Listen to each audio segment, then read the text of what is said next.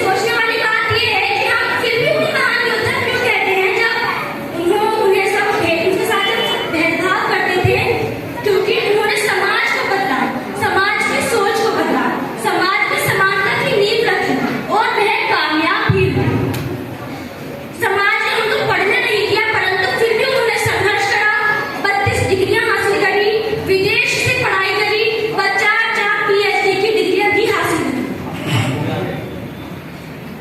PhD की डिग्रियां भी हासिल की। अगर वह चाहते तो विदेश में कहीं